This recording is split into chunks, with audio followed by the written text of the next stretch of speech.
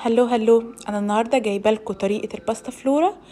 اسهل حاجه في الدنيا والمكونات بتاعتها سهله قوي وعندنا في البيت. تعالوا بقى اقول لكم الطريقه. المكونات بتاعتنا، انا هنا سيحت كوبايه زبده، معايا كمان كيس بيكنج باودر، 3 بيضات، كوبايه كبيره سكر ومربى للتزيين، و4 كوبايات دقيق وفانيليا عشان زفاره البيض.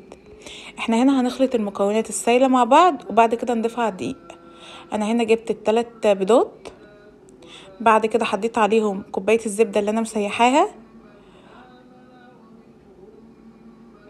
بعد كده ضفت عليهم كيس بيكنج باودر، كيس كامل، انا ضايفه هنا كيس كامل، وهنا كوبايه كبيره سكر.